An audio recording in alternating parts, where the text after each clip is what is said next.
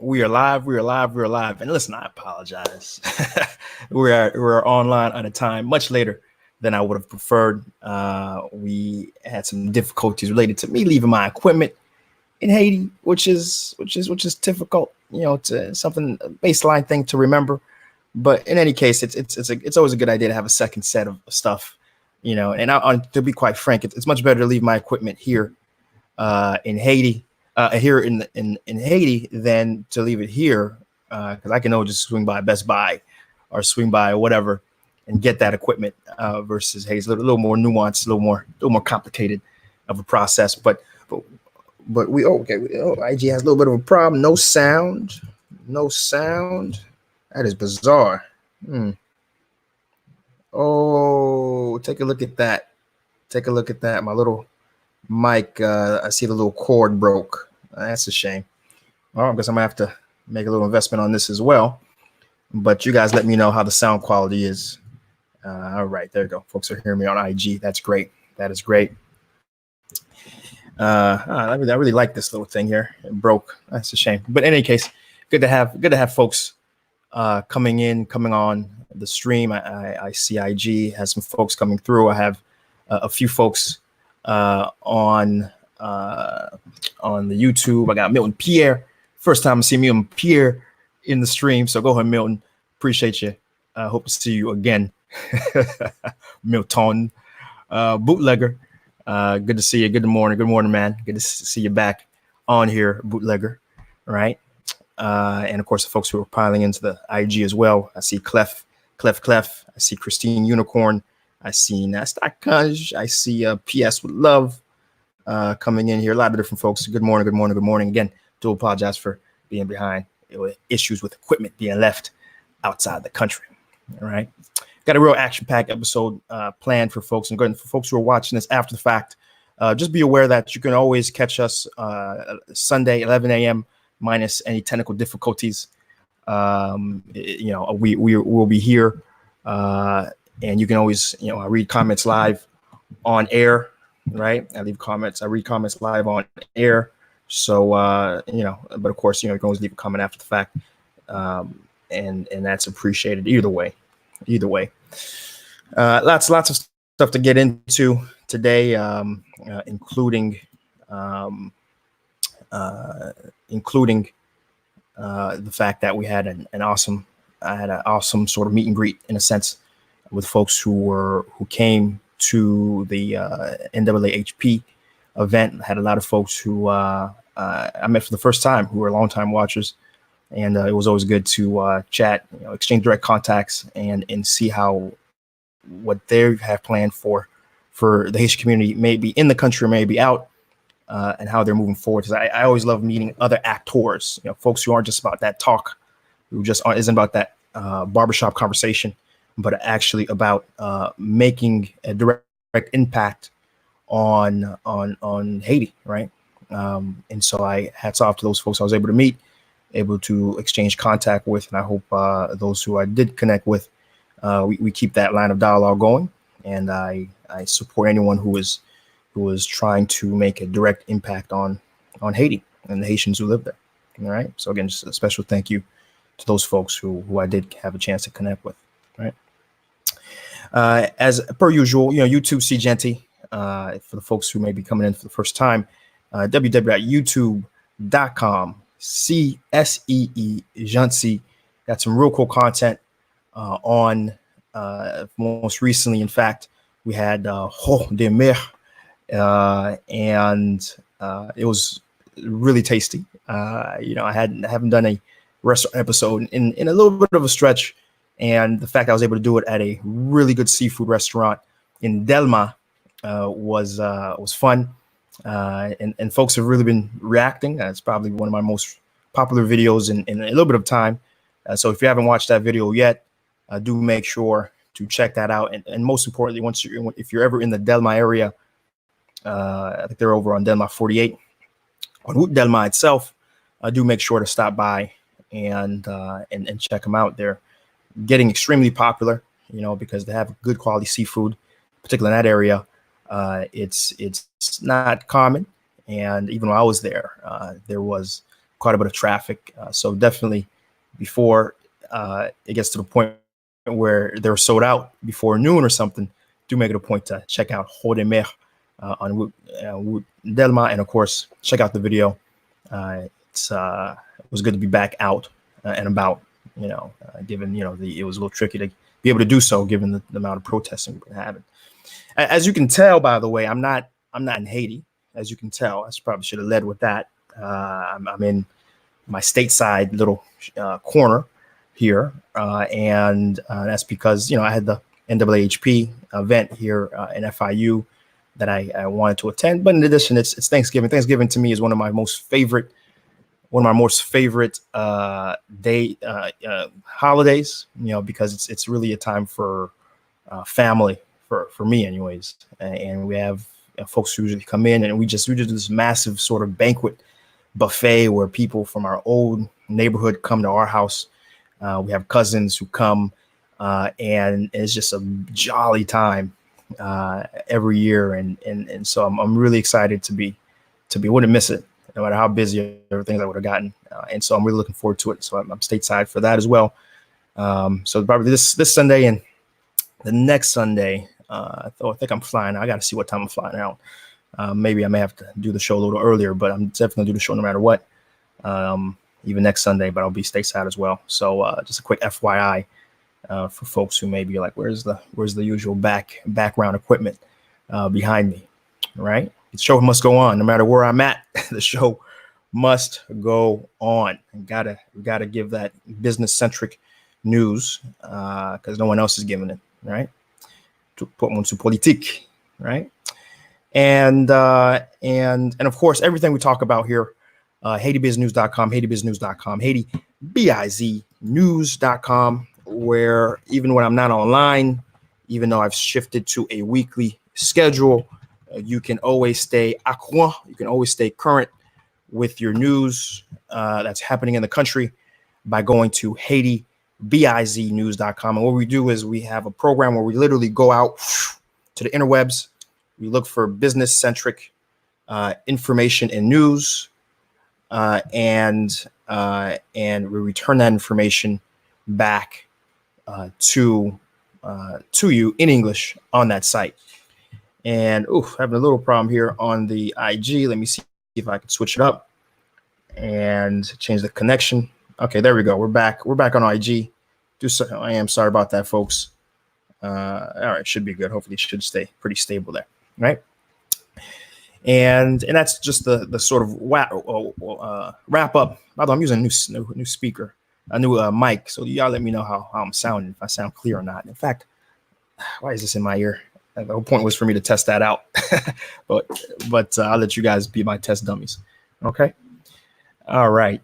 So let's go through the chats to see who's here. Okay, Bootleggers Las Vegas, what's up? Okay, cool. We got Bounce Boogie, good to see you, man. Bounce Boogie 11, good to see you. All right, good. Planning a trip in January. Things are calming down actually. My recommendation for a while in Haiti was traveling in Haiti was kind of let's wait and see. For the first time I've ever had to do that in 3 years. That's how stark things were, but I can tell you things have calmed down significantly, enough to the point where I lift my travel for advisory off of Haiti right now and say, yeah, come on down, because there's not too much. The protesting certainly in the city have calmed down significantly. There's still some protesting and roadblocks happening outside towards the provinces, which is a continual issue. But certainly there's some good news, and I'll report that in full in a moment. Reginald Jean Bart, good morning. Okay, sound is good. Great. Nick Nicholson Derosol. The best way to get a hold of me is there's actually I didn't copy it, but I guess after the stream, there is going to be a bunch of contact information below in the description. And you'll see my Seejeanty at hypro.solutions email, and you're welcome to send me a message there, and we'll chat. Okay. Faro Jackson. Okay, Faro, what's up? Good to see you, per usual. No, it's not Haitian time, man. It's my equipment. My equipment. The thing is, I would have handled it sooner, but Best Buy doesn't open until 11, which is our stream time. So that's, blame Best Buy there. And between flying in late Friday and spending all day at the NAAHP, just did not have any chance to get the equipment any sooner than that. We got views. I don't remember seeing views. So if it's your first time, views in the chat, good to see you. And thanks for confirming the sound's coming in good. Appreciate that. Watt Mini 99, good to see you. Good to see you. Good morning. Good morning. Watt Mini says, my parents went to the Haiti this morning. They moved back since 90s, come back to the States to see their doctors. Okay. Yeah. That's, a lot of people aim for that, when they get in their old age to move back to the country and live that sort of life. I don't have time to wait until I'm 60 or 70, which is why I did the damn thing and did it now. And I'm very happy for it. It's not easy, certainly, especially since it would have been a lot easier if I didn't go in with entrepreneurship on my mind. I got a good friend of mine who's living in Haiti right now, and just doing his consulting from a distance sort of thing with companies, and he's living a pretty stress-free, easy life. So that's always an alternative. Business isn't for everybody.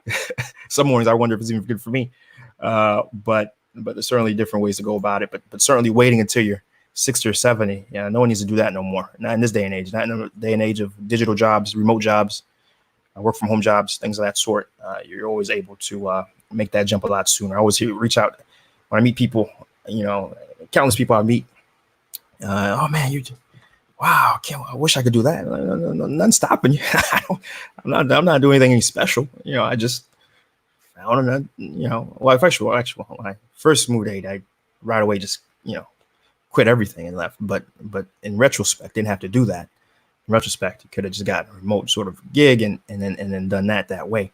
So I do suggest folks to do that if they're really interested about making that leap back. All right.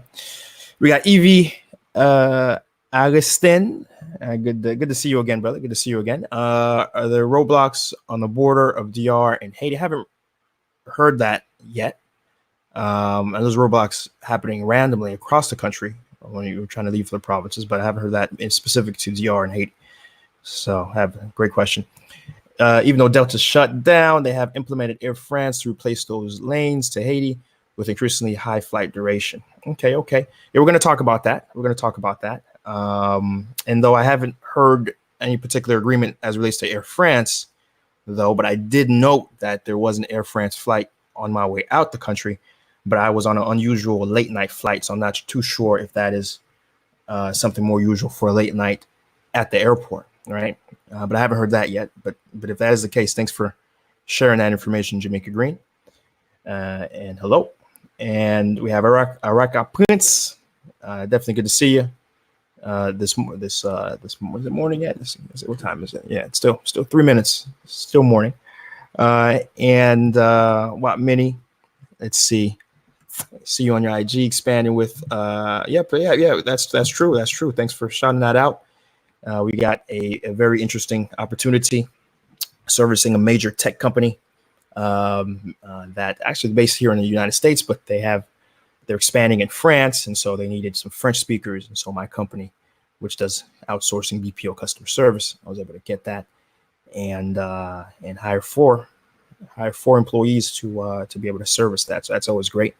Right. I was happy to share that, that bit of news. And since it's a tech company on a high growth trajectory, who knows, we may be able to grow that to dozens potentially as time goes on. So we'll see. And of course, as that becomes, more of a thing, we'll definitely get that. But I do my own Haiti Biz spotlight on myself at some point. But we're growing. We're growing. My focus is always, I want to make it very concrete that business in the country is possible, and which is why I focus very much on getting companies that are a certain degree of maturity, a certain degree of it's very clear, and maybe consider myself humble, perhaps, but I'm getting there. Even with my 12 employees so far, I'm getting there, and so I'd rather focus on folks who have been in the country for years. And have quite a bit to show you guys. But eventually I'll get myself on there too. I promise. All right. And all right, so let's just get into the news. Let me take a look at the stream real quick on IG, see what folks are maybe saying here. Let's see what folks are saying. Morning to a Point de Couture. Good morning. And bonjour. Okay, we have Delismen. Bonjour. Fais toute vidéo en France ou créole. La France a gardé un tout. Bon bagay, merci. Mais pour expliquer, et on dit aussi moi c'est anglais yoye, et à finir par rapport comme son monde qui était grandi États-Unis, et madame moi média fait pour moi, pour monde comme haïtien qui grandi États-Unis, dans ce sens ça m'a fait donc qui concentre sur business, tout ça. So, c'est la raison qui me fait émission par en anglais. Parce que la réalité pour moi, c'est qu'il y a beaucoup de Haïtiens qui ont fait ça, qui ont concentré sur business.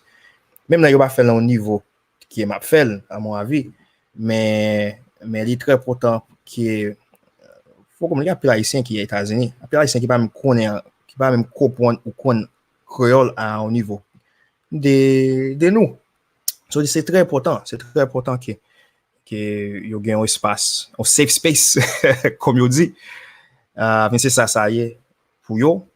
Et sûrement des excuses, c'est pas manque de respect pour eux, mais plus d'expert pour eux. Eux sont connectés nous tous côtés. Mais l'important que nous faisons nos langues parce qu'il y a beaucoup de côtés où on joue une information en français, en créole, mais les baguettes à ces côtés qui ont joué en anglais. Et c'est la raison. Mais, en tout cas, je remercie beaucoup que vous là, si vous regardez, à finir ça, vous comprendre, c'est bien. Mais c'est mission, c'est anglais. Je me fais un bon petit bout de ça pour te comprendre bien. Et je vais répéter ça tout pour l'autre monde qui peut-être nouveau sur Seejeanty avec Haiti Biz. Je vais répéter ça chaque fois. Mais simplement comprendre que il y a plus de respect pour Créole. Créole, c'est nous, Créole, c'est Haïti lié. Mais mission, ça, c'est une mission qui pour partager l'information, spécifiquement en anglais, parce que les gens manque d'informations, ça, fait dans la langue, ça. Et voilà, c'est une raison de faire. Bah, on crée plein, si moi, on manque, on déficit en côté, je fais. Maintenant, gouvernement, maintenant, pas maman, papa, on fait. OK, mais ça appelle que de me changer, retourner changer en anglais. All right. So that was a little comment I had. Someone who said to switch the language up, and I had to explain why we do it in English, and maybe some folks may have appreciated that a reminder as well. And the short of it is, there's not enough Haiti biz focused information in English, and so rather than wait for it, we're doing it and providing it, and I still have a lot of respect for Creole, but we need that bit of information. And so voila, right? All right, so let's get into the news, right? First bit of news we want to talk about, of course, is an update on the protests, right? We want to get an update on the protest. What's going on here? What is going on here? 8 hours from now. Okay. Let's see. I got a little. So let's snooze that. In 3 hours. I got a little weird pop-up that came up there on my system. Okay, very weird. All right. So yeah, first bit of news is, of course, the protests. We got to get up to speed with that, right? The protests, right? And I can tell you that in general, there's been an overall calm. The intensity has calmed down quite a bit, but it's certainly still there. There's certainly, in fact, I saw one piece of news I was shared that there was a bridge leaving from the north of Port-au-Prince to St. Mark, a very important bridge, and protesters literally cut a hole, off the bridge. I mean, people can still walk on the side, right? But cars certainly couldn't, and that happened sometime around Wednesday or Thursday. So still getting to some places. It hasn't been repaired. I don't even know. I have to follow up on that, but that just gives you an example of some of the extreme measures that some protesters are doing to get the message across that they are still dissatisfied and they still want Jovenel to leave the country, right? And so that is still happening here and there, but within the city, the frequency of burning tires, the frequency of very large groups prohibiting the movement of commerce has slowed, and it has gotten to the point where there's been a good amount of school students as well who have started to get back to school. I think this week before I left, I saw a few neighborhood kids, getting dressed and getting back to school, which is a very good sign. I mean, but the damage has been done. In fact, there's been altogether since September, there's been a loss of 50 school days. I'm gonna say that again: 50 school days have been lost out of 189, which is pretty massive.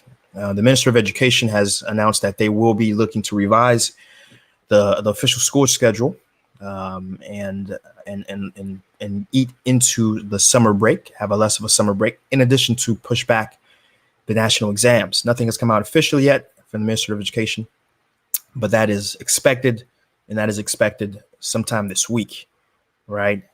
Is the case, right?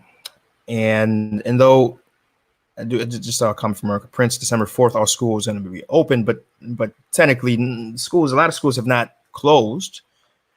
A lot of schools have continued to operate. And so that's really, there was never official word from the Minister of Education that schools were closed to begin with. In fact, it was contrary. The Minister of Education was always continuing to push schools to be open and students to go to school. But they were asking that protesters allow the migration of these students to school to happen, right? So that never really, want to just clear that up, right?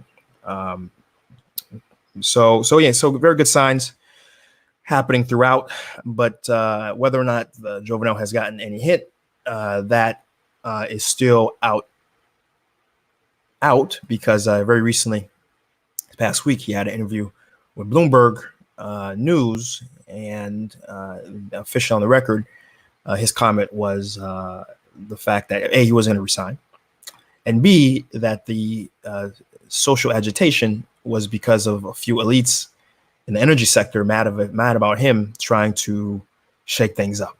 So he's very clearly has no intention to relinquish what he has, and that's that. And again, remember, guys, January 2nd is when officially the terms of the senators and deputies dissolve, and Jovenel runs rules by decree.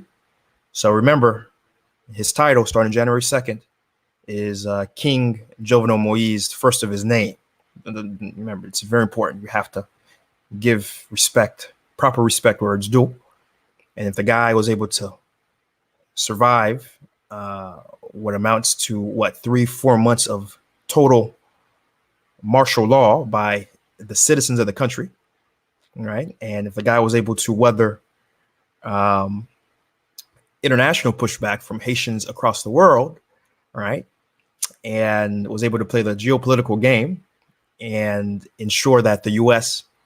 and the Trump administration stay on his side, right? Because again, he voted against Venezuela, our long-term backer and supporter of Haiti, of social programs, of providing us billions of aid that the Haitian government totally, put in their pockets and did not use, and build a single hospital, didn't build a single school, they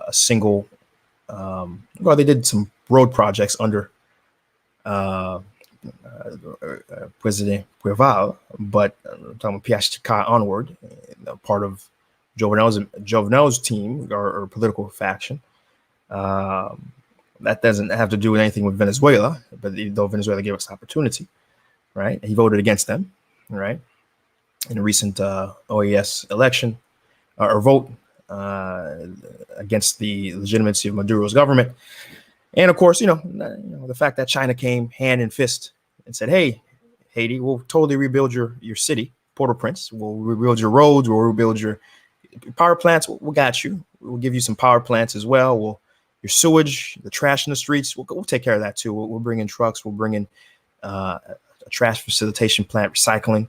We'll take care of that. What else do you need? Hospitals, schools. Yeah. We'll come. We'll build all that. We got you. Just leave Taiwan, right?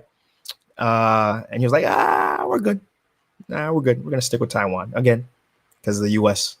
preferred that, and it's and that's reaping benefits because the U.S. has still stayed in tow with Jovenel, the only support that he has, and that's why it's so important that we all tip our hats to a game well played. He's gonna stay in power, right? And so we have to call him by his proper title for the next 2.5 years. There is no lower house. There was no it has been an election because of the protesters and protesting. There's only 10 sitting senators and not enough for decorum, right? And so for the next 2.5 years, we have a sitting king in Haiti. I'm being facetious, but I'm being serious. You guys have to know this, understand this. He is going to rule by decree, right? So it's very important that when we talk about Jovenel Moise, to people that, we say express him by his full title, King President Jovenel Moise, first of his name. Okay. All right. Okay. And in other news relating to this crisis, this saga, Sojourner sites have been taken over officially by the state. As you know, the government of Jovenel Moise, King Jovenel Moise, first of his name, has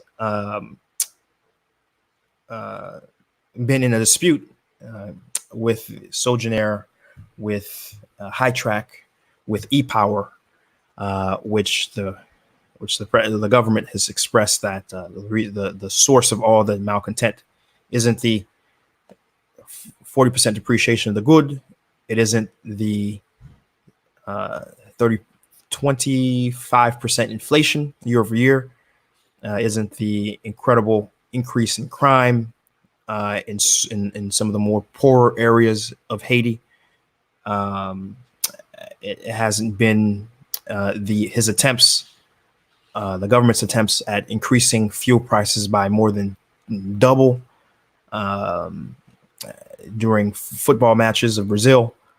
Isn't any of that. It's strictly and simply the elites of Haiti paying people to get in the streets in hundreds of thousands to disrupt his goal of 24/24 electricity. Right, that's been his line, and so he's actually acting on that, and for a few weeks ago, cut off the contracts, didn't cut off the contracts, but said he was no longer going to pay. The government was no longer going to pay any of them, and to start the process of takeover. And I can tell you officially, the takeover has happened on the 22nd. The police, in addition to ministers of justice, judges, were seen on property at Sojourner's plant over in Cité du Soleil, with court orders to take it over, with technicians of EDH, Electricité d'Haïti, to take over the plant on behalf of the government. And that's where we're at right now with this saga. Of course, as you can imagine, these organizations are fighting very much to retain power, to support the rule of law, and fight the precedent. I'm saying it wrong. I'm not saying the word president. I'm saying the legal term, the precedent.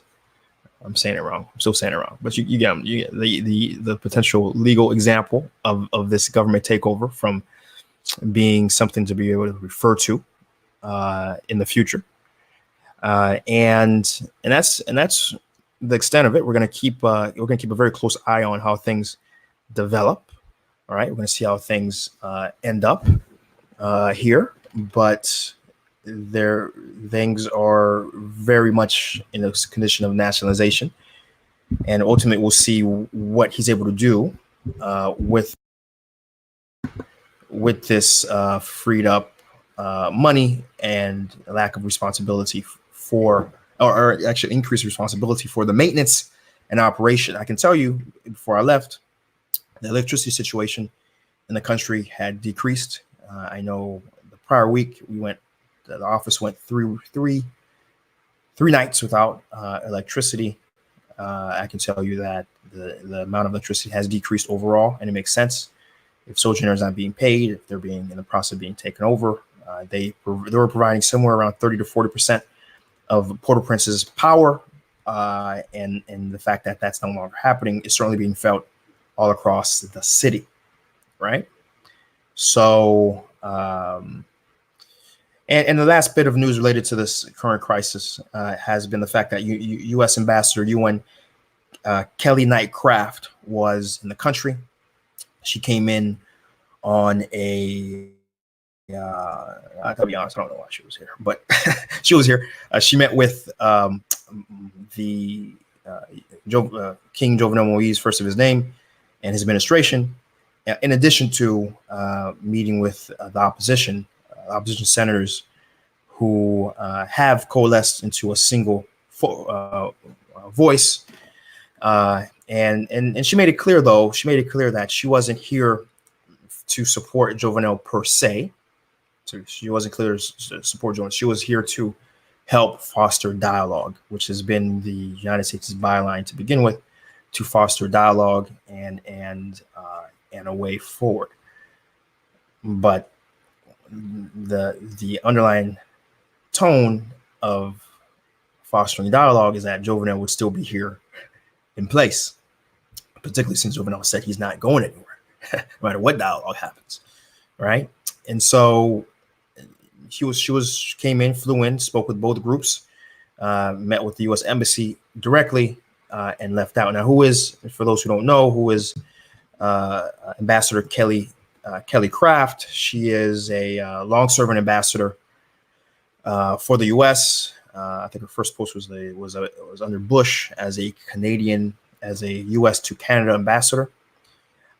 She was ratified for her current post as a UN ambassador only in September, and her being Haiti is one of her first missions outside of direct contact with her UN responsibilities, and she is the highest level official. Excuse me, outside of perhaps the State Department head or the vice president or president to be able to come here. So that's who she is. She's a relatively high-ranking official, diplomatic official, and so that certainly shows that the Trump administration does have Haiti in some degree of visibility, right? That they're sending that sort of person in, but she made it clear that really her focus was to provide more of a conversation around the effects of the crisis, the food shortages that are happening, the security situation that's happening, the decrease of economic activity that's happening, the decrease of rule of law that's happening, the breakdown of the political processes, i.e. no elections happening. She was really here to talk about those points and hopefully help, foster against some sort of conversation or way forward outside of what they want, which is, Jovenel to stay where he's at. So that's why my comment was a little bit tongue in cheek, because the opposition made it clear directly to her that there is going to be no discussion and no conversation with King Moise, first of his name, right? So no more news to report on that side. So let's go ahead and let's take a look at the chat, see what folks are thinking, see what folks are saying. Right, let me scroll up a little bit. All right, let's see where we're at. Lots of comments in the chat today. Appreciate that. I always like seeing that. We have Nick Nixon DeRusso saying, just got back from Cap Haitien. Everything was smooth except businesses and hotels are slow. Right. Thanks for providing that personal account, Nick. Appreciate that. Views says, can you be my cryptocurrency connect for Haiti? So I get this quite a bit. Folks who have this cryptocurrency idea, you know, and first and foremost, I won't spend too much time on this, but it's important, you know, to folks understand the challenges of cryptocurrency and mobile apps in general, and in the ecosystem. 93% of Haitians do not have steady power or electricity at their home, right? And of the Haitians that have mobile phones, which the percentage is actually relatively high, somewhere around 60 to 73% of Haitians who do have a smartphone. On average, they buy about 500 megabytes of data. The majority, over 60, 70%, buy about 500 megabytes of data. I can tell you, I use, for me personally in the States, just working, like if I'm working, I have my earbuds plugged in, playing Pandora, I use about 1.8 gigs of data just on that app per day, right? Data is expensive, right? And the data that Haitians do use and purchase, they purchase for really WhatsApp to communicate with their family and friends, both in Haiti and out through WhatsApp, the vast majority, with another small percentage using it to connect on Facebook, right? And that's the extent of it. The penetration of mobile payments have been very low, with the largest player being Moncash for Digicel. Their penetration is they have about 1 million registered users, but the actual utility rate, the daily use rate is much lower, somewhere around 13%, right? And then they're the largest by a very large gap with no other alternatives. The banks aren't very, very loosely connected to the general financial system. Yeah, you can transfer money into financial systems, but there is no direct relationships between Haitian banks and international banks, which is a very important part of how a proper cryptocurrency system would work at a baseline level, right? But a lot of cryptocurrency ideas would revolve and need an app that has a very high utilization rate. And I just mentioned, for the reasons I've told you, between data being very expensive and electricity being very low amongst the vast majority of the population, it makes cryptocurrency a great idea, but very unlikely to take root at a very large level.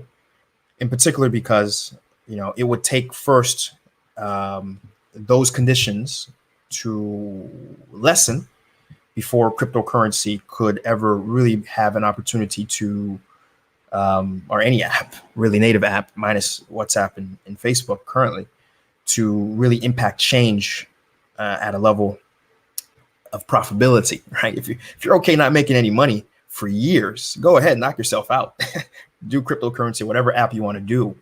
And so long as you have a timeline of 10 to 20 years and not making a penny while you're having lots and lots of expenses, more power to you, right? But the reality is the infrastructure for that idea and others isn't there. And the large institutional players who could potentially utilize cryptocurrency have no interest, right? Zero interest, from the banks to the larger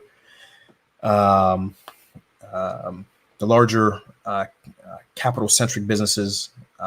They're fine. They have direct relationships with other large financial institutions that usurp a lot of the empty void of Haiti. And the people themselves, they're using good. They're fine, right? You come up and show them, hey, you have this app and you can send. Yeah, I have Cam Transfer. I have Uni Transfer. What's wrong with them? They're working. Yeah, they're a little expensive, but I understand what they do. I give my money, they send it. What does cryptocurrency? Most those say, what is this cryptocurrency? What do you mean they blockchain? What is a blockchain? I'm good. I'm trying to do my best Haitian accent, right? And so that's my take. My take, is one that is founded on data. There's an institution called Safe Tech Research that has done a very good study And anyone who wants to get a copy of that very recent study they did back in 2018 on the infrastructure of mobile applications, feel free to let me know, and I'll just send me an email and I'll forward that along to you. Or just go to their website, Safe Tech Research, SAFITEK, I believe, research, and you'll be able to get it yourself. But I think our focus really needs to be on baseline projects that bring jobs, right? And a lot of these ideas like cryptocurrency, it's just not, there isn't the, what's necessary for that to happen just isn't there. It isn't there, not in Haiti, right? All right, so I'm gonna leave that alone, and I hope I did get to some of Vu's ideas on there, and anyone else who has an idea of cryptocurrency. It's not impossible, but just understand you're not gonna make any money, and your penetration is gonna be really, really low for years, for a decade plus, right? All right, I rock Prince, Haiti Biz. Okay, like Shara. Okay, appreciate it. I think Eric Prince probably shared mine there, so I appreciate that. Let's see. Let's keep growing. Let's keep scrolling. We got Damanucci. First time I'm seeing you in the chat. Hello. Good to see you. We have, let's see, keep scrolling. We have Shayna Mill. What's up? Good to see you. Thanks for coming in today. Edwin William. What's up? Yo. Right back at you, brother. We have Evil Alexis. Hello. Or Evel Alexis.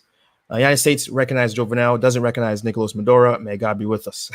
Haiti is vital to the improvement of blacks. Haitians made it clear of no involvement of whites. I don't. I get what you're saying.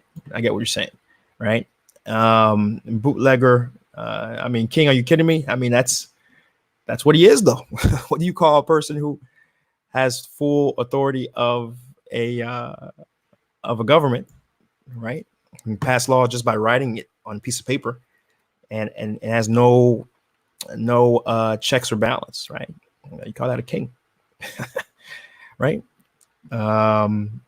Let's see. Erica Prince says it's crazy how they didn't do any major work for Haiti with the metro. Yeah, it's the government. God bless the Haitian government, right? China gave DR 3.1 billion last year. Look at that. But our guy, President King Moise, the first of his name, said, "Nah, we're good. The U.S. doesn't want me to do that, so I'm not going to do that." And to be clear, I've said it a few times. Folks, we don't want China and them to, basically collateralize the country, right? With very low. I get it, and I don't have no counter argument for that today. My argument is always we should have the choice, right? And we don't. We should have the choice to choose China or not, and we don't, right? Because the U.S. has said no, and whoever is in power follows that directive, and that's a problem, right? For a country that's supposed to be a sovereign state, that's supposed to be able to do things that interest its people, primarily. Haiti is very far from ever being that, right? And that's my problem, to be clear. And that's where my sometimes obnoxious comments come from. It comes from that source, right?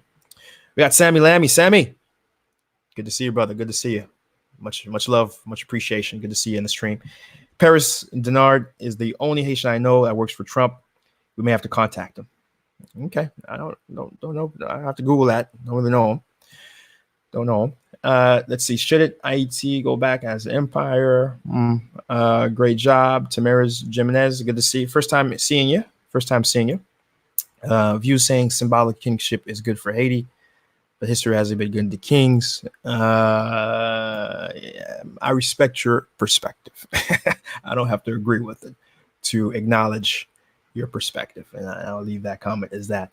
Judy Ducatel, voila. Judy Ducatel, good morning. Good to see you in the chat. Appreciate to have you. Let's see. IT pour changer. Okay, that's gonna be a while. Bootlegger says free election process too vulnerable in Haiti with one solid leader. So my question to you, bootlegger, is President Moise King Moise first of his name, that leader? Because that's who we have next 2.5 years. So you tell me, right? Let's see. I'm American. Bootlegger says I'm an American, but I have a lot of friends who are Haiti. Many are looking for jobs. Obviously, I would like to find out more information about your job placement works. And so I don't need you to send me any more people. I have a very large database of people who are very talented, who need jobs, right? So please don't do that. Please, hey man, here's a CV of somebody. Please don't do that. What you need to focus on, right, is what opportunities for clients within who could reach out to a company like mine to have a relationship. Do they need a virtual assistant person? Do they need someone to take their calls? Do they need somebody that can handle their emails? Do they need somebody who can handle some of their media content? Do they need somebody who can handle their website? I mean, I have a lot of different divisions, departments, right? So, and that's really important because there needs to be a focus on, folks who are living in America. How can I push job creation myself, right? How can I, with using what I know, my contacts, my background, how can I bridge a gap to job opportunities myself? And I don't necessarily even want folks to come and help my company. I'm doing what I'm doing. I'm good, right? We need more actors, more people acting and saying, okay, I'm not going to fly over there and do charity. I'm not going to fly over there and give backpacks out. I'm not going to go over there and give out, I'm going to go out there and structure something that can create its own value, its own economic opportunity. And that thing is going to give people job opportunities, and there's plenty of different ways to do it. I'm working on a book, 101 Ways to Make Money in Haiti, right? That book is still in the works, even though the past week has been very hectic. And this week's gonna be hectic too, given the holidays, but we'll definitely still work on getting some pages written. And because I know a lot of it has to do with, there's a lack of people giving those ideas. And that's why I'm writing the book, to say, hey, here's 101 ways that you can make a company out of different activities that you're doing, entertainment, in agriculture, in apparel. I mean, this goes on a lot of different segments of the book, because we have to move away from, oh, hey, here's charity. Oh, hey, I got some people who are unemployed. Can you help them? No, you help them. Think of something. Think of a way to work with these guys to give them jobs, right? And that's what we need. We need more folks thinking about how to create value, adding enterprise that will help drive the economics of the country forward. So please don't send me CVs, man. Just keep the CVs yourself. See what talent these people have and what you can foster and create, right, to potentially, help those folks out. And at best, I won't turn anyone who wants to help me find new clients, because if I find new clients, then I can hire people, right? But I don't just need people sent to me. Appreciate that. Thank you. A little bit of annoyance there, but it's an important one, because because I don't like receiving CVs from people that are very talented and I can't help them, right? And the only way I can help them, folks, is if you are acting as enterprise creating value adding people. That's the mindset. That's what you guys need. That's what we all need, truly, right? Let's see what else we got here in terms of comments. Views, okay, appreciate that. Appreciate you receiving that crypto breakdown views. Farrell Jackson, if it's okay, responding, conversations happening amongst the chat. That's cool. All right, always good to see that. Scrolling down some more. Books. I promise I'll work on that. We got 7 checklist items. Let's see. Can you share with your viewers some potential business opportunities focused on clean energy, electrical transport, on the potential use of Wi-Fi to connect all Haitians? Okay. No, that's certainly something that we have a segment of the book of energy. Right? There's an energy part, and certainly opportunities that exist within that space. Electrical transport, Li-Fi, electrical transport. So I think I understand the country's Li-Fi. I guess Wi-Fi is trying to write, right? Definitely. Um, could be enterprise around that. But electric transport, I'm no question mark on that. What you mean on that, right? And Views wants the book. Trust me, I'm trying, trying. Right, right. Bootlegger responds, concede that the job placement CV issue. My plan is great. All right, let's talk about that. Let's talk about that. Let's structure the question on that, right? So, so again, I think probably my best response will be once that book comes out, I'll make sure to shout out you bootlegger and ensure you get a copy.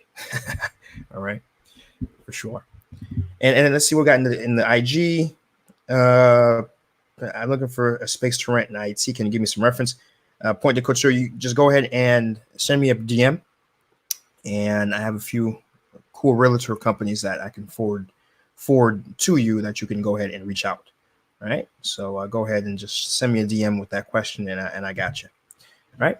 So in other news, we have, of course, someone a connection to the previous story, which relates to the food crisis. Right, there is, per several humanitarian organizations in the country are reporting as much as 35% of the Haitian population is in urgent food need.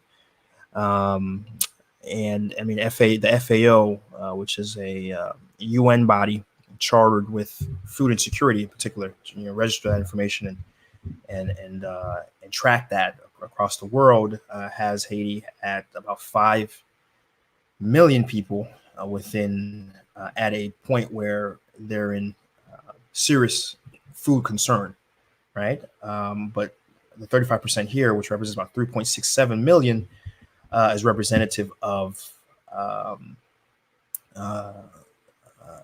those in urgent, slightly elevated level of food concern, right? And in particular, the areas of highest need are the Northwest, Artibonite, Nipe, Gandas, right? And these areas we've talked about in the past on Haiti Biz News.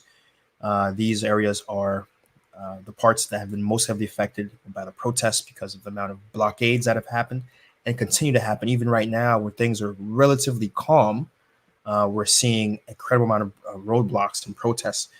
And certainly, I was just having a conversation with a good friend yesterday about how an important alternative that really should be explored and really should be considered by a young set of entrepreneurs, right, would be a system of water transport where, instead of relying on the road network, which is very porous even at the best of times, and very questionable and dangerous on best of times because of accidents and things of that sort, and this obviously ongoing situation where I doubt the state will anytime soon be able to regain control of the road network that's in the provinces, that a potential important alternative would be founding, I guess, what you call water taxis or water transport that will leave Port-au-Prince and then dock in Miagua and dock in Jérémie, go around the coast and dock in Jacmel and dock across different cities.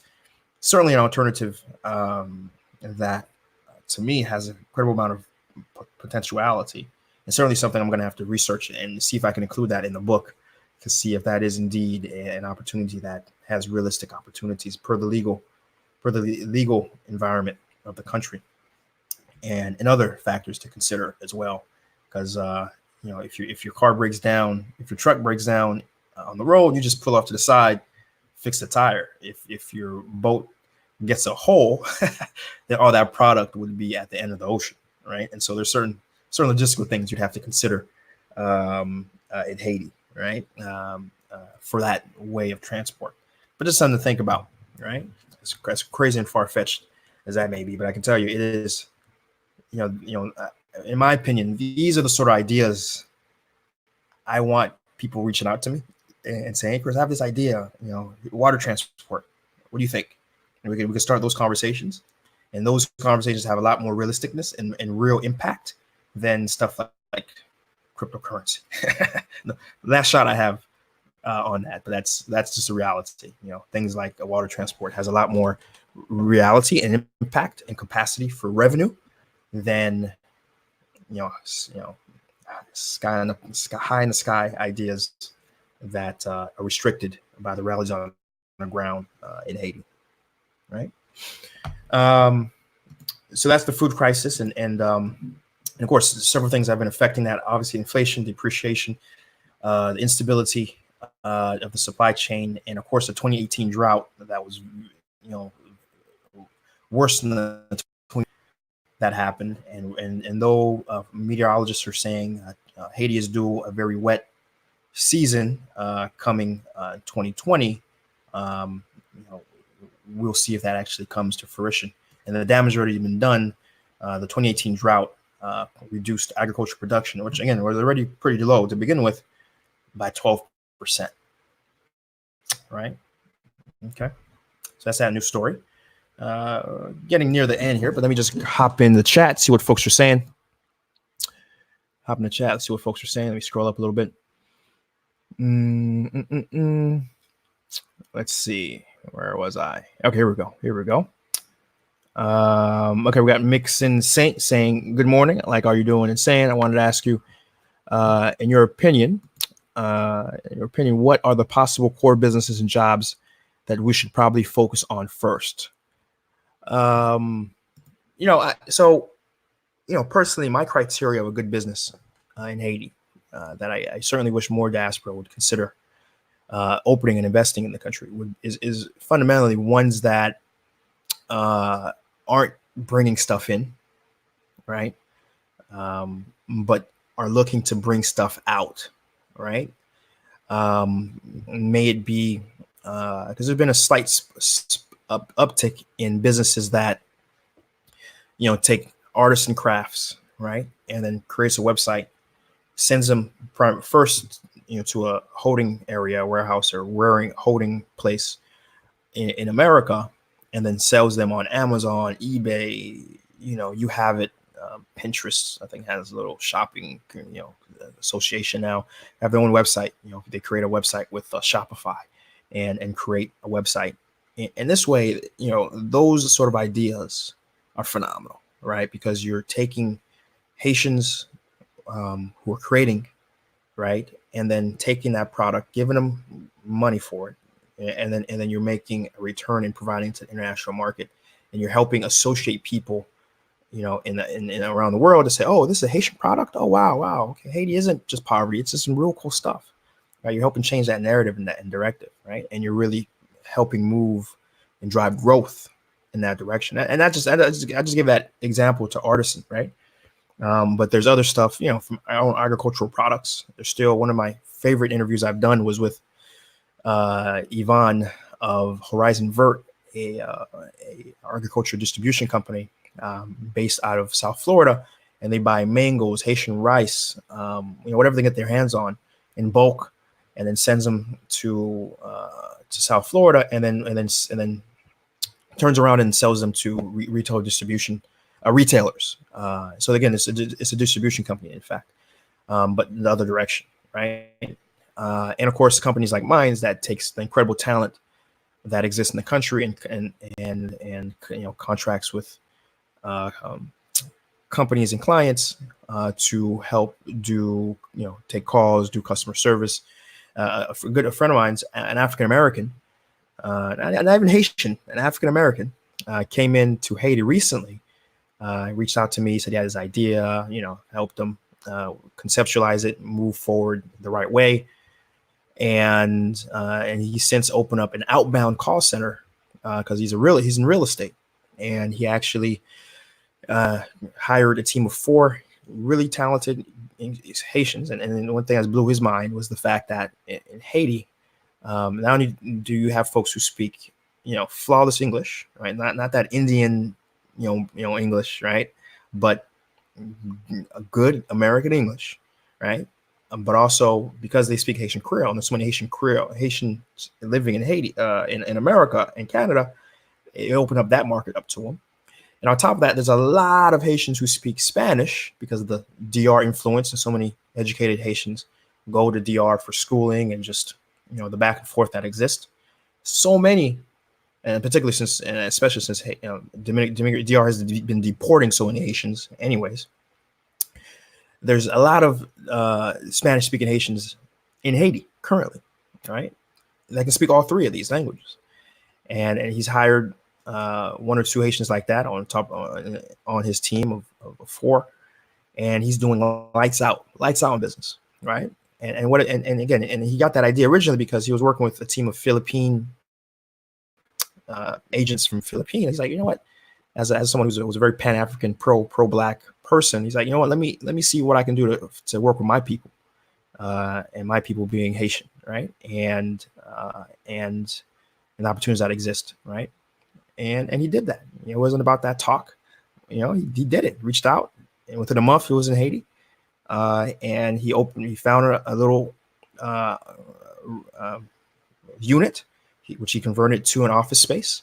Bought some backup generators, getting solar panels, did a subscription for internet, and he's been at it for a few months now. And as I spoke with him, he was lights out. The Haitian agents were bringing him and finding deals for him. And there's outbound call center, right? So he's outbound calling people in America, and they're getting deals, right? So these are sort of ideas. And thanks, Mixon Saint.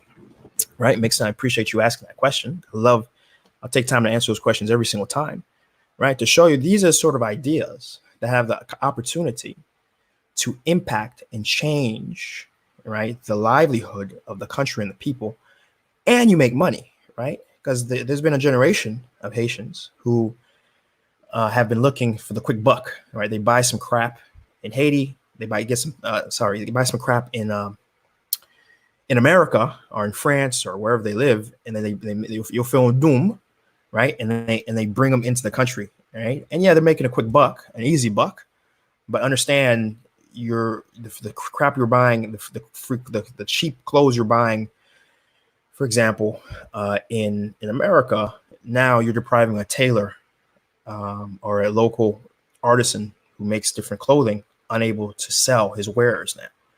Right, when you buy that cheap crap peanut butter, right, and you try to flip it and sell it here in the States, sell it in Haiti, what are you doing? You're taking away from the native pistache,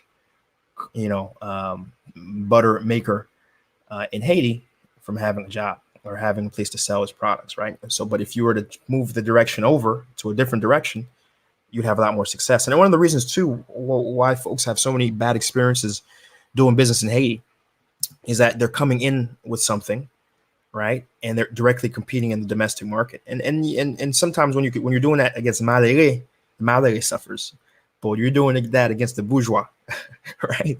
That's when you hear so many stories. Oh man, they shut me down in the port. I was trying to bring a bunch of rice in, and Bulos shut me down in the port, right? Bulos could care less if you were taking products out of the country to somewhere else.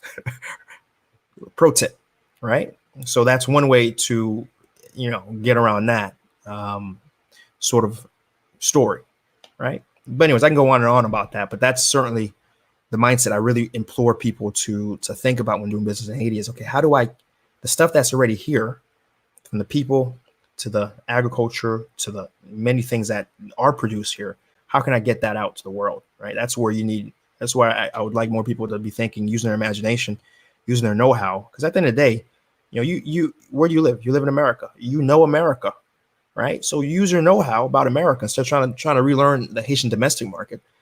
Just use what you know about the Haitian American market and sell to it using what's in Haiti, right? It makes sense. Thank you for the opportunity to answer that question and bring up that topic. Thank you, sir. Bootlegger says, as bad as for the mainland for food, like Guanave is dependent upon us for its food and fuel, right? I certainly agree. That's a problem.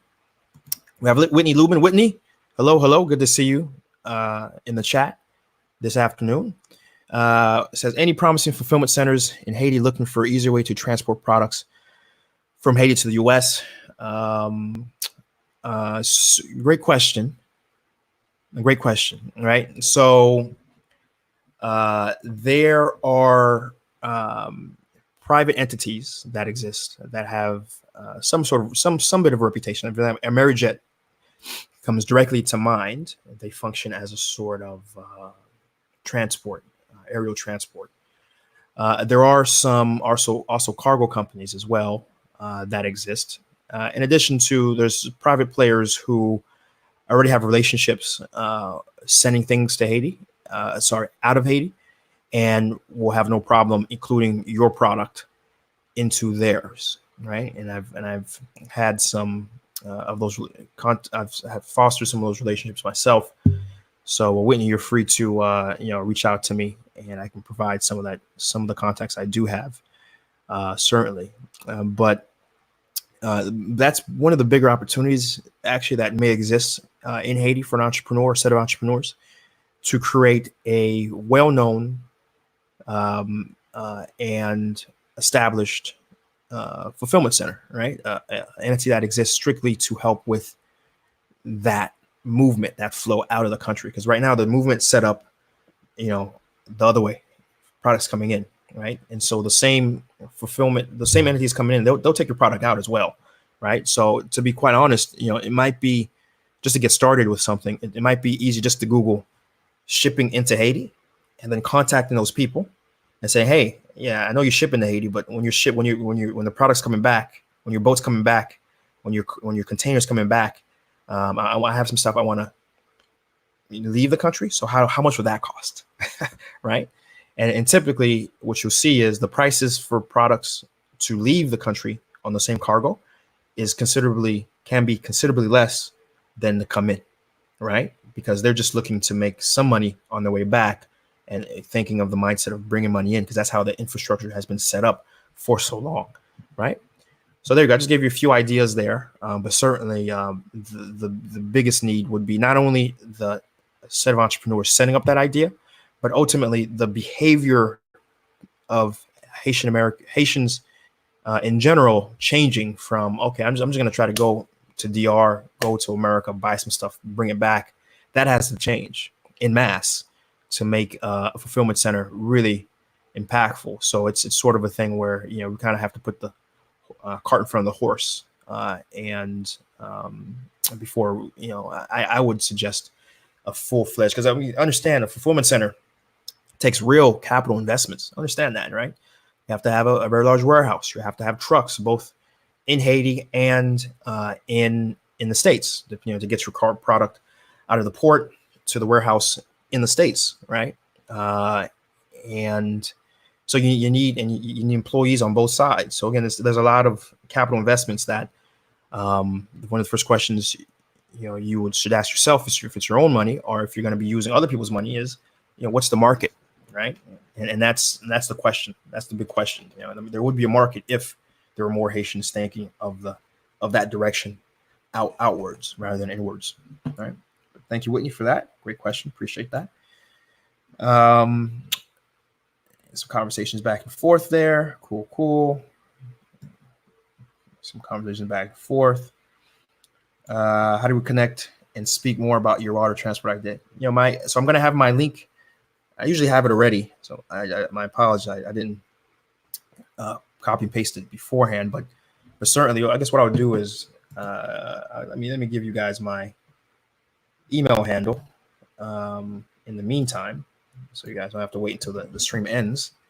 And this is my direct, boom, just put that in the chat there. That's my direct email, Seejeanty, High Pro Solutions. You guys feel free, reach out, and where I can respond, I'll respond. And sometimes it makes more sense actually to respond on air. And that reminds me, I did have a person reach out and ask a question, and I felt that sometimes the questions are, somewhat generic in a way, and so they might be of value to just read on air sometimes.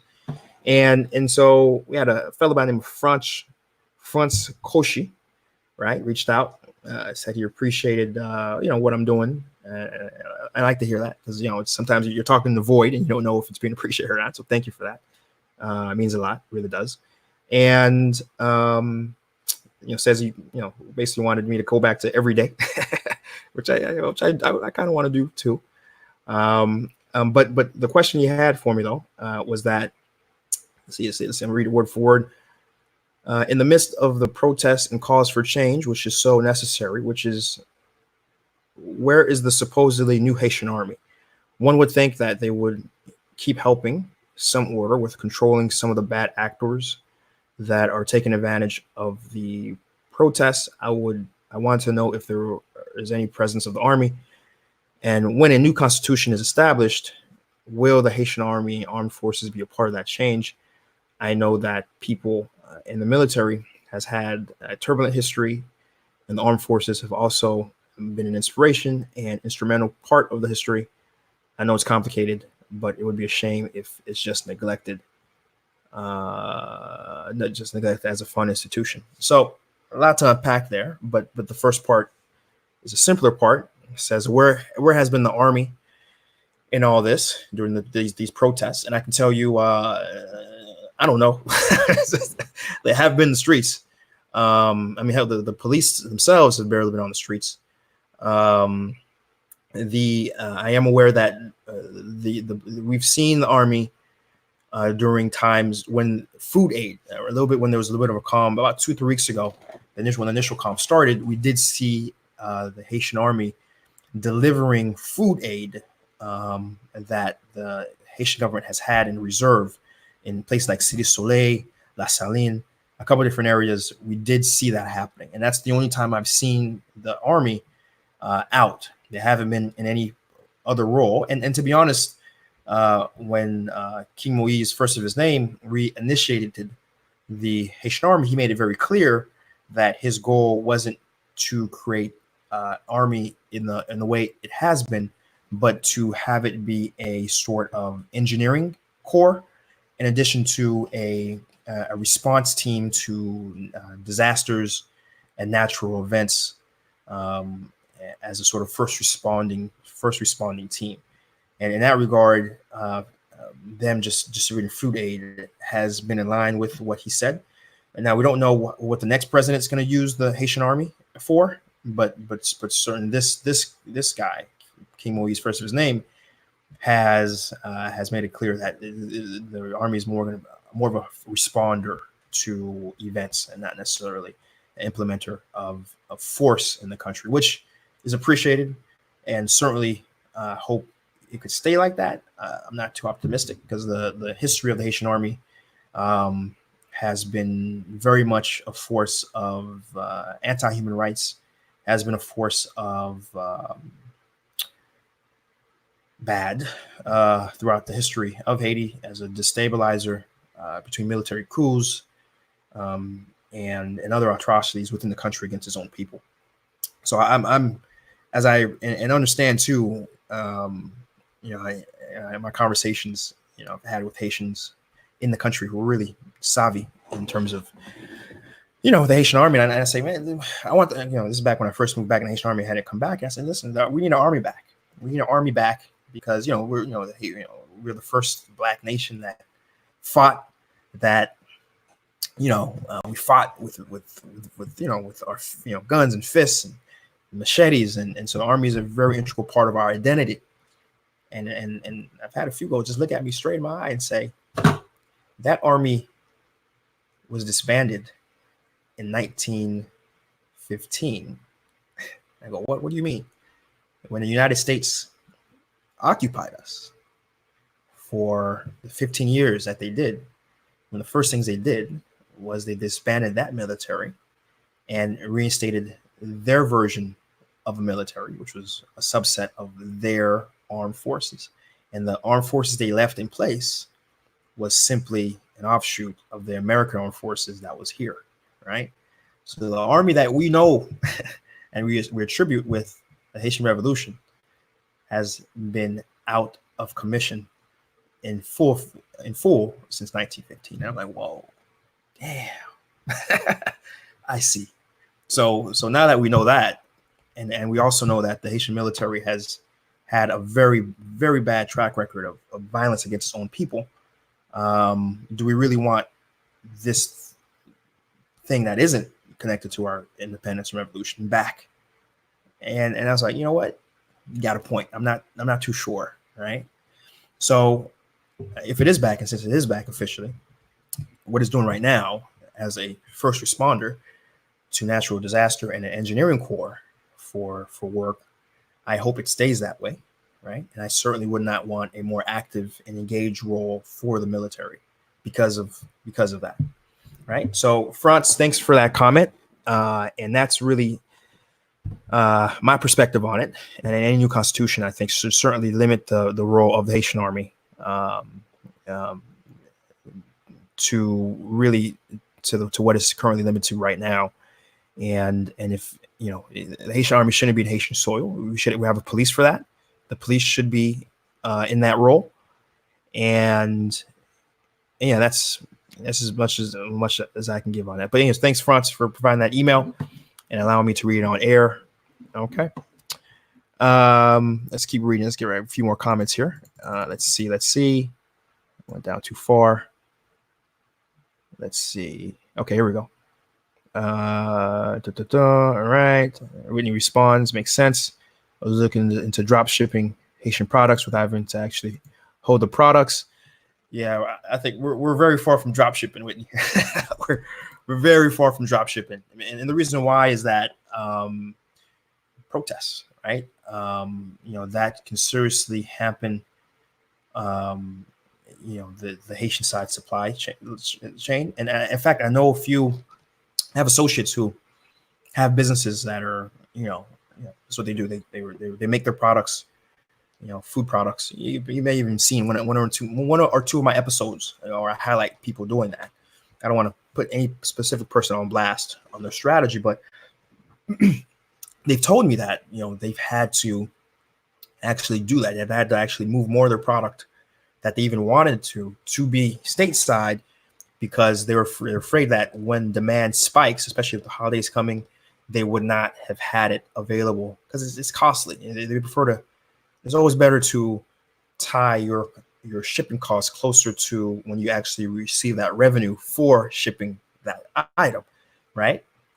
Just basic, simple business sense. But because of the uncertainty with what has been going on in Haiti, they had to take some of those costs beforehand. So it just goes to show that drop shipping would be very tricky to do right now, but that's certainly an idea that the right set of entrepreneurs could think of. For example, setting your warehouse in a place that is very, very, very close to the airport. I know right now, for example, there's a massive empty lot right next to the airport, which bothers the hell out of me every time I drive by it. I'm like, in any other country, you see this massive space and it would be a mall, it would be a shopping plaza, it would be warehouses, right? But yet it's nothing, right? But if the right set of tenacity entrepreneurs were able to secure that land, rent that land out, build a warehouse. I mean, because it's right across from the airport. It doesn't matter what's going on in the country. They could just walk the product across the street to the airport, get on a plane, and do a business model that way. But of course, the next question is how do you get things to that warehouse, and that's where the instability would have to be factored in. And again, it makes things a little tricky, but possible. But it would make drop shipping in particular very difficult. So, but yeah, great question. Great question. Thanks for giving me the sense of the time to explore that on air. Adam Narcisse says, would you be interested in visiting La Gonave? Yeah, man. Absolutely. Make it happen. Message me. Absolutely. E. Kervin Padra says, can you have the program in Creole? I go them. Mais problème nan, ou manke comme ne fait commencer émission, mais c'est padre. Me dit tout le monde c'est que c'est pas manque de respect me gagne pour créole, but c'est que audience moi spécifiquement c'est pour monde qui là-bas, c'est pour monde qui donc moi-même comme des États-Unis, afin de chercher programme comme ça, programme qui concentré sur business, qui concentré sur nouvelles de business, bah qui a fait dans pays. Et Madame Well, c'est la raison que je fais mission dans anglais spécifiquement pour ça. Finalement, tout, la réalité, c'est que les gars, puis le côté de une émission, mais tu peux en Haïti, ou tu as besoin de faire un call, ou bien nouvelle, ou même consulter sur les politiques de base, ou tu as une information facilement Même cas dire comment haïtien américain, c'est presque impossible pour jouer une information en anglais, en qualité et au niveau de intelligence et compétences qui est reporté pour le monde. C'est la raison que je fais en anglais. Je suis désolé qu'il y ait quelques gens qui ne comprennent pas l'anglais, mais c'est un bagage qui me dit par rapport au bagage que je fais, il est bien fait. Parce que bon, réalité, mais c'est pas vrai. Combien d'émissions en anglais que vous connaissez qui existent? Bon, dis-moi, bon, une autre côté où qu'à aller sur net, sur télévision, que vous pouvez joindre en qualité partage d'informations qui sont dans voix nous, qui sont dans expérience nous, qui sont dans perspective nous.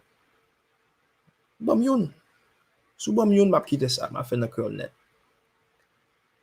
Parce que les bagages, c'est la raison me fait. OK? C'est pas comme c'est OK, c'est que me prend dans cœur là, c'est que c'est m'ga ouais, même avec accent, même les connais mon a juger là, m'ga fait.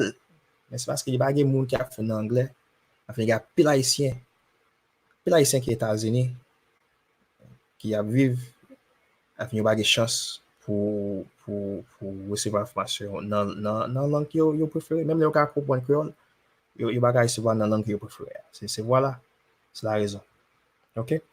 So merci Kevin, c'est la mes réponses. OK? But this is going to be in English. All right? All right, guys. So bootlegger, how much military? Not much. Not much. I want to say somewhere around 50 to 100 people. In terms of the actual force, it's not much. It's a very small contingent of army people, right? What are the prices for storage space and Haiti? Storage space? I don't know. I don't. Okay, as an okay, if you're going to use a warehouse to hold your product, I don't know. I don't know that either. I do know everyone that I that has a business bringing stuff from a little blurry there. What's going on? It's better. That have a business shipping products from Haiti to America. They usually have their own facility to do the initial holding, and then take that product directly to where they're shipping it to. And that's kind of what I would suggest you have until there's an official alternative, right? Y'all tell me if this is blurry. It looks a little blurry to me, guys. Y'all tell me, how that's looking, right? Y'all tell me if I'm looking a little blurry here. I look a little blurry, I think. I don't know. Let's see what else folks are saying. Actually, let's take a break on the comments and then let's wrap up the news part, right? Let's wrap it up, right? We have entrepreneur support headline to talk about. We have 92 entrepreneur recipients receiving $20,000 worth of good, right? So 20,000 USD worth of good at a rate of 1%, right? And that's something that President King Moise, first of his name, has pushed aggressively. This is the second round of funding of about 100 people. Sorry. The first round was 50 people. First round was 50, whereas the second round has been 92. First round had awarded about $10,000 or so, where this one has awarded 20,000 to about 92 additional entrepreneurs, right? And of course, but this has in particular been administered by ONA.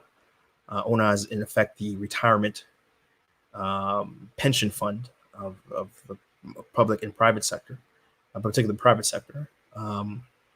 And so that's good. Let's be clear, as someone who is for business, that's a good thing. But my questions are here are my questions. First off, I try to Google the process of getting on this list because they said they had over 20,000 people apply and 150 people were selected or some crazy number like that, right? I was like, first off, how do you get on the list? How do you apply? How does 20,000 people apply? I don't know. There's nothing online on that. Number one. Number two, I still haven't been able to find these 50 and now 92 people, entrepreneurs, I still don't know who they are. I don't know what their business ideas are. I don't know anything about these people who have won a crap load of money. That's a problem, I think. Am I crazy? Right? And if I'm wrong, if somebody can send me the link to this, I would appreciate you tremendously. And I question my Google skills, right? You know, because I went to a lot of the major areas that you would think that there would be, but I don't see it, right? And so, and on top of that, he's about to open up. There's going to be an opening of it called Crédit Aller Plat, which is going to provide preferential credit to another 20,000 people, right? And again, I don't see anything published online that provides guidelines, even if things aren't up and up, right? Even if there isn't anything wonky going on, which is Haiti, probably is. I don't see any place that you can go to if I was trying to, as a young Haitian person with an idea, how to become a part of this, right? And that's all very problematic, right? I'm waiting. I'm gonna wait, and I'm gonna keep tracking this news story and see if I can get some concrete information. Certainly, but it just smells real fishy to me, man. That's and honestly, and I'll be honest, what is needed for these entrepreneurs? Yeah, credit's important. That's great. First part, that's the first wheel. But there's 3 other tires on this car, and the 3 other tires involve the legal environment of Haiti, right? It should be easier for these entrepreneurs to register their business. It should be easier for these entrepreneurs to be able to pay taxes on their business, right? And thirdly, it should be easier for these entrepreneurs. When I say register just even as a sole proprietorship, right? But it should be easier for these companies to register as actual corporations with full legal protections of a corporation, right? In DR, it's $100 in one day. Yeah, $100 in one day. In Haiti, it's $3,000 and a question mark on the time. Officially, it's 3 months, but I hear most people go much longer than that, right? 6 months, 10 months, a year, and how long it takes before their corporation gets registered in the country, right? And that's with using a lawyer. That's with using CFI, right? So that needs to change. You need to improve the legal environment where it's easier to sue, to be quite honest. It should be real easy to sue anybody in the country and have it backed legally. Because when you can sue somebody easily, contracts become enforceable. People become more confident to enter a contract relationship because they know if you don't follow it, they can go after you legally, not through violence, not just by sucking up and losing the money. They can go after you legally. These are the things that a proper thinking head of government who really understands how business works would make it their priority on day one. Make it cheaper, make it easier, and enforce the legal environment for business so business can function properly. Not make an OPEC way where 20,000 people are applying. There's no list of who won, how they won, what they're doing, and saying you're doing stuff for the business environment and entrepreneurs in the country. As my friend Pastor Joe says, c'est caca wafe. C'est caca blaggy. It's a joke. It's a joke. It's a satire, right? But yeah, this news more than anything infuriates me than actually gives me any positivity. But it is in the lane of news and what we're talking about here. And so I'm going to report on it, but it doesn't make me happy, guys. It doesn't make me happy, right? Because I want to see in 3 years, I haven't seen a single executive order or a single law passed that would make it easier for an entrepreneur, maybe on Haitian native or Haitian diaspora, to do business in the country. And that, from a guy who's supposedly supposed to be a businessman, running the country, it takes my level of frustration to another level, right? Other news: Delta Airlines says that they will they're unfortunately leaving Haiti officially.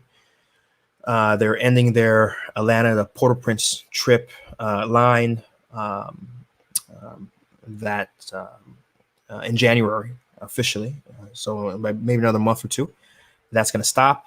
They're no longer offering it, and they're in fact leaving the country. Their entire Sky Team alliance, they're leaving the country because their words, moderate demand. They've seen very moderate demand, and they're leaving the country.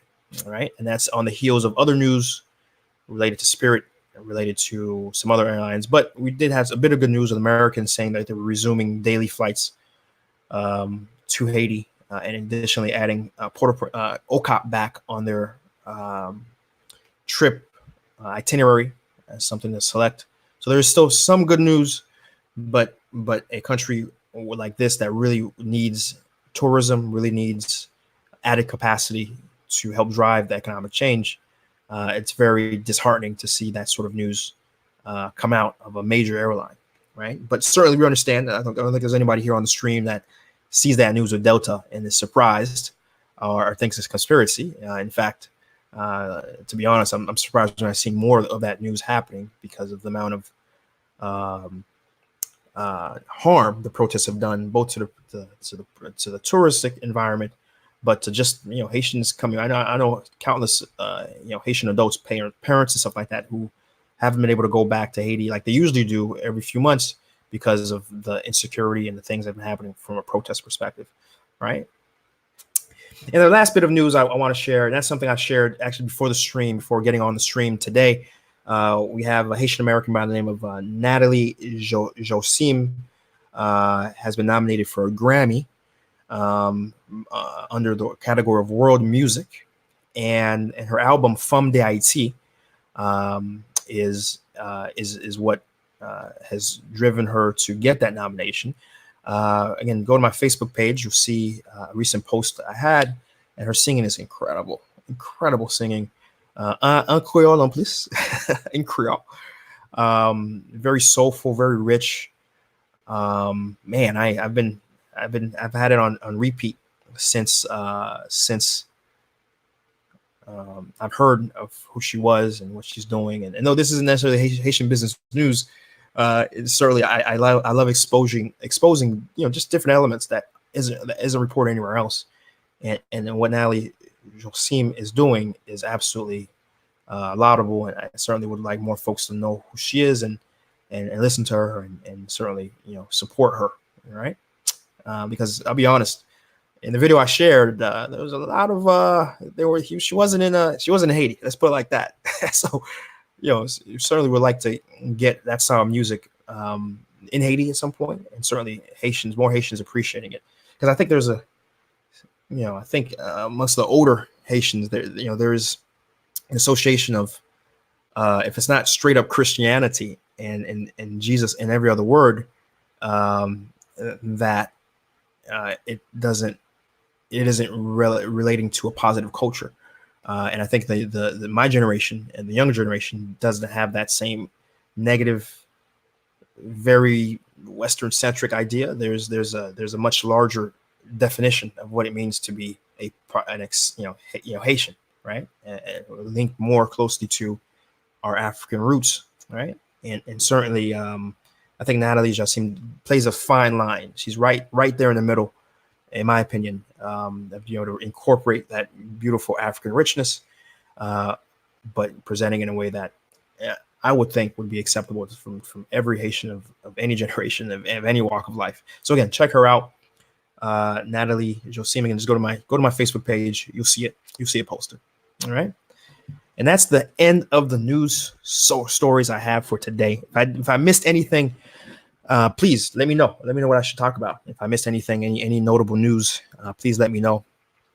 And also let me know if I should just work through the news stories first before going in the comments, or should I continue my style of taking breaks, reading comments, and going to the news stories as I have been.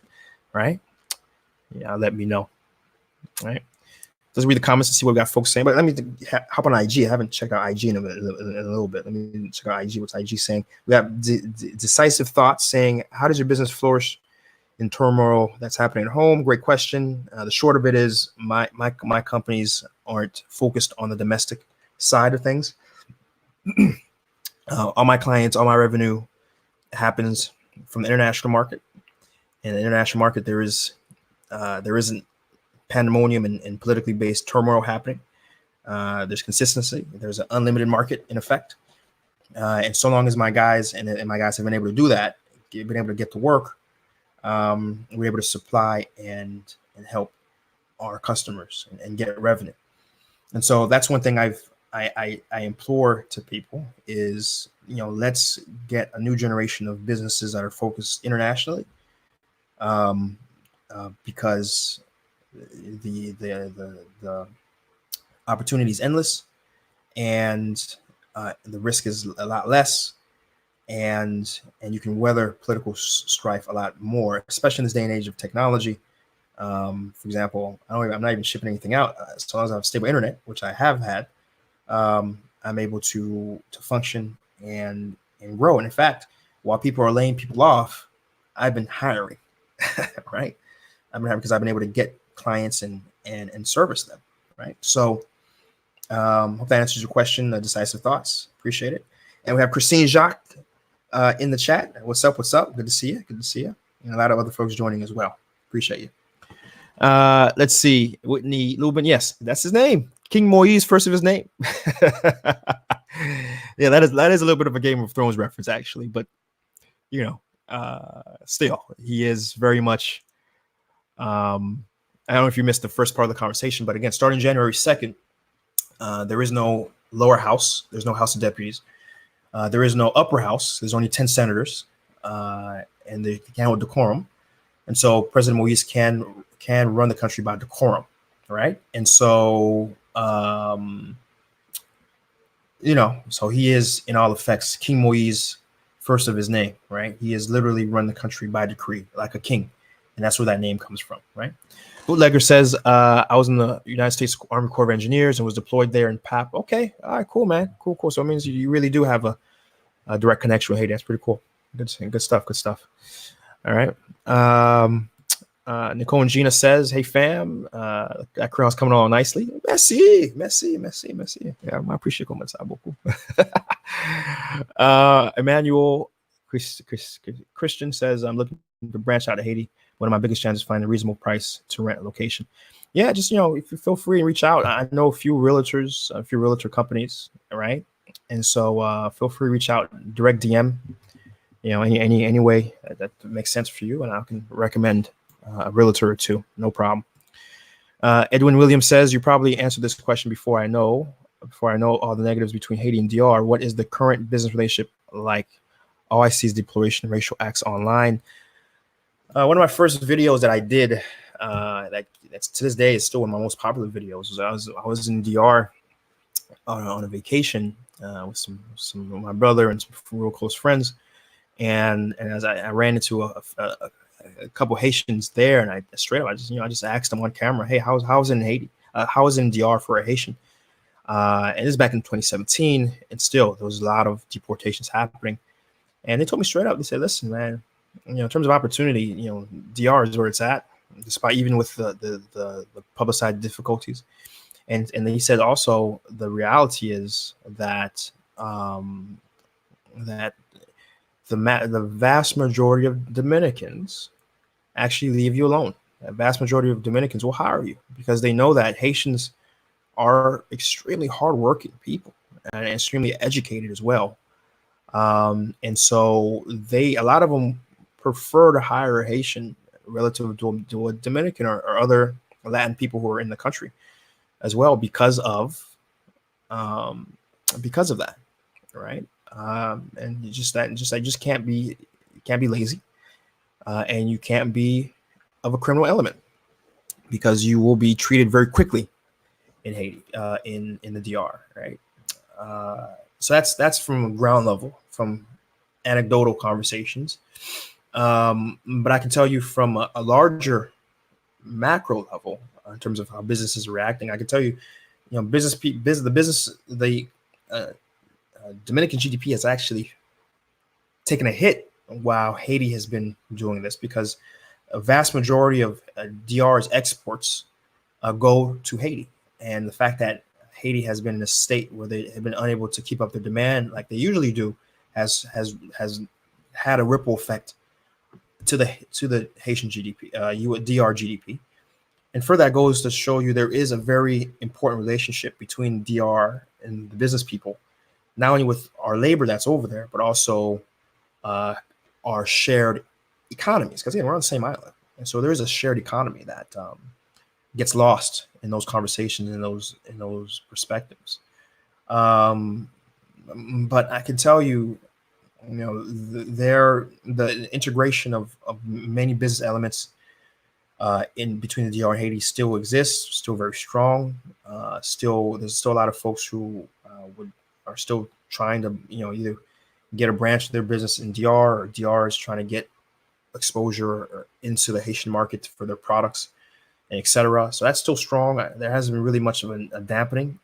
Um, the DR government has made a conscious choice to strengthen their border and make it more stringent, definition of what a Dominican person is. We disagree with it. I disagree with it, but they're a sovereign country, and they can do whatever the hell they want, minus killing people, right? And I'll be honest, I'll be frank with you. You don't have a right to tell the Dominicans how to do stuff. Now, is it wrong? I personally feel it is. I hate to see my Haitian brothers and sisters being treated poorly anywhere. And further, I feel bad for the Black Dominicans, because there's a lot of Black Dominicans who are labeled as Haitian and shipped over here, even though not having any real connection to Haiti. That's something that's not talked about enough. But at the core, though, I'm more about focusing and improving my country. And I want to one day to know of a Haiti where Haitians don't have to leave their country for opportunity. I want to, before I die, I certainly want to know I've done as much as I can to foster a Haiti that works for all Haitians, that works for in a way that they can find jobs. They don't have to go and be disrespected in Bahamas. They don't have to go and be disrespected in Mexico. They don't have to go and be disrespected in the United States. They don't have to go and be disrespected in Canada. They don't have to go and be disrespected in Jamaica or wherever they may be going. And there might be anti-Haitian, pro-ethnic nationality that goes against them, because they have their own country and they can stay here and they can work and they can function, right? And that focus really needs to be on that, in my opinion, right? Minus anything heinous that a government may be doing, like killing Haitians. Anything else they do, we disagree with you, that's fine. But let's focus on getting a Haiti that works for Haitians, right? And what can we do to drive opportunities, right? So that's my perspective on that. Good question. Emmanuel Christian says, I find they overcharge rented space. Yeah, I don't know. Just again, reach out to me, Emmanuel, and I'll connect you to some folks who I know haven't had much negative experiences. Edwin, thank you for the career positivity. There is a little blur. Okay. All right. Yeah, you can let me know, guys. Does it look blurry? I do have another camera that I might be able to use that maybe would be less blurry for the next stream. So you guys let me know. Let's see. What else? What else folks are saying? Appreciate you doing it in English. Yeah. Thank you, Evie. Appreciate it. Bougie Bones 11. How can we convince Haitian parents to feel comfortable about doing business in Haiti? They don't have to. Their generation's over. Their generation. Understand their generation comes from Duvalier, and a very negative experience they have of being politically stifled and being where you can't really even speak your mind without Tonton Makuts coming after you wherever they may be. You could have been in Canada, and Tonton Makuts could come after you or could affect your family still in the country, right? So they come from that mindset, right? So it's not really their role to be comfortable because they have those set of experiences, and I don't hold it against them, right? It's really on us to just think amongst ourselves and network amongst our generation to push forward, right? And that's it. Our job shouldn't be to convince the prior generation on coming to us. We just move. We do what we have to do, right? and we show them through actions. I can tell you, my own parents. Oh, my dad has been very pro Haiti. My mom has been very anti. Still remains so. I mean, I've told the story many times. I've offered her plane tickets, and she's like, "Nah, I'm good. I got nothing in Haiti for me." But recently, she's starting to come around. Right? Starting to come around, actually, seeing how the work that I've been doing, the impact that I've had, and very shockingly, she said, next year she wouldn't mind coming to Haiti, right? So maybe the best way to convince them is by your actions, right? By your actions, by you coming to Haiti, by you, having a moderate degree of success. That more than anything, more than any word, will change their perspective, and I'm telling you from experience on that. Okay. Edwin Williams says, need in English, because me learning French isn't going to happen. Is it going well? Sorry. View says, I find it hard to believe when they won't invest on the ground. 20K. Yeah. That's what the reporting views when it comes to. I guess he's reporting to the entrepreneur support on that, right? 1,500 people is the size of the army, for sure. We got Kenal David. What's up, man? Good to see you. Good to see you in the chat. We got Mikal67. Haiti is not an online country. You must find through word of mouth. Which is certainly true. That would benefit Haiti because Sunrise Airline, as a Haitian airline, would benefit from connecting those routes. Sunrise is really growing. Great point. I did report it last weekend that Sunrise did increase. They recently are flying to, I think, Turks and Caicos or one of the Caribbean islands. And I have to take a look at my notes and see. Actually, let me take a look at my notes and see where they're flying to. Let's see, where did I write? Here we go. They're flying. Yeah, Turks and Caicos. Yeah, they're flying to Turks and Caicos. So yeah, certainly Sunrise Airways is in a position to benefit by less demand. But the question is, will Haitians support Sunrise, right? And that's always the question, right? Let's see. You have to do the footwork, see what's out there. Let's see. And DR Air Central flying to Haiti would benefit. I wasn't aware of that company, but certainly, there is others who could step in for sure. All right. Thank you, Seejeanty. Okay, yeah, appreciate that. We will. God willing, we will. Right. Wow Videos. Oh yeah, I didn't probably say hello to Wow Videos, but Wow Videos is my DR contact. Always good to see a DR connection there because I'm all inclusive. I'm all about all different perspectives, whether or not I agree with it or not. And Wow Videos has always added value-added opinion and perspective from the DR side. So good to see you. And his recent comment says, we in DR do want Haiti to be great again. Right. Let's see. And I think that ends the comments, right? Yeah, man, that ends the comments on that side, and nothing on IG. So I think that's that, right? I do want to appreciate you guys for showing up. Another 2-hour-ish stream today. I certainly appreciate it. Great comments. I think at one point on the stream we had over almost 40 concurrent people, which is fantastic. In addition to another 10 or 15 on the stream, which is fantastic. You usually see those sort of numbers when there's a pretty girl, just looking in the IG and just dancing around. So to have that many people on a stream talking about economics and Haiti in particular, and look at this ugly mug, it's always a good thing, right? And it really shows that there are folks who are very much interested, not only just hearing about what's going on in Haiti, but actually learning on how to act on it.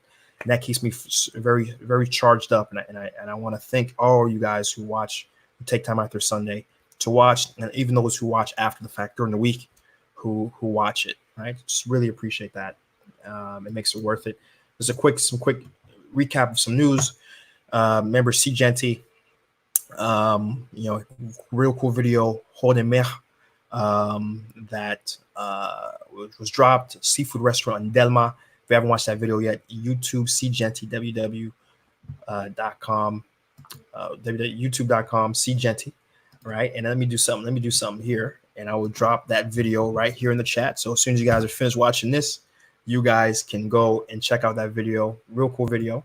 That's been pretty well received. Probably one of my more popular videos I've done in a while. So do check that video out. As always, remember HaitiBizNews.com, HaitiBizNews.com, Haiti, B-I-Z News.com for all the news that we talk about, review.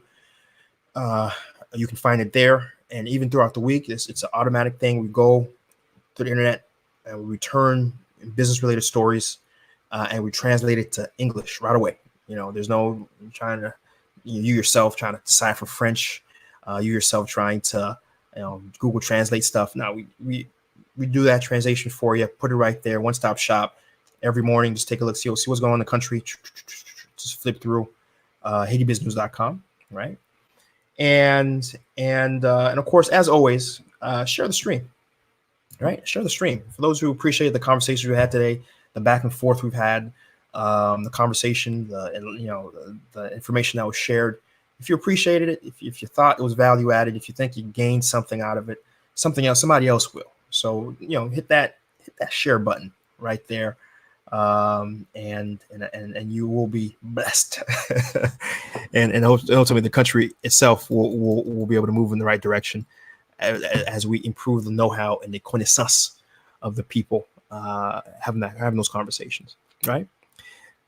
And of course, finally, a special shout out to NAAHP who invited me out to the event yesterday and allowed me to kind of share that with my audience. By the way, if you guys aren't following me on IG, change that.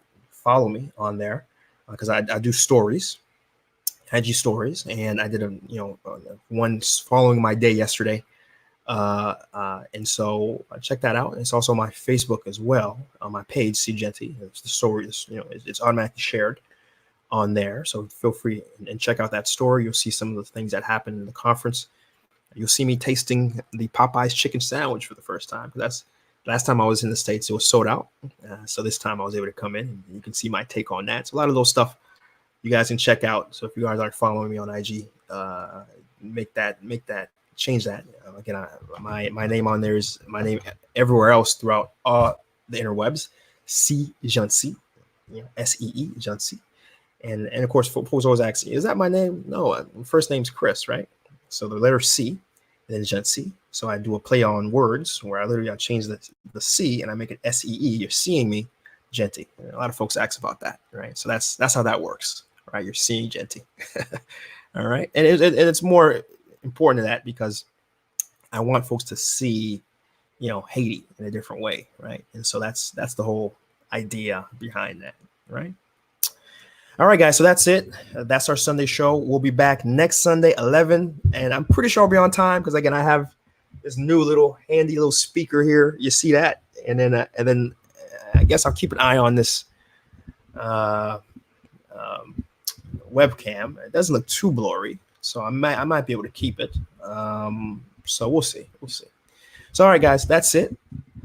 Enjoy the rest of your Sunday. Enjoy the rest of your week, right? And as the week goes on, think about how you can impact Haiti in the long to medium term yourself by either supporting Haitian business and or thinking about creating one yourself at some point, right?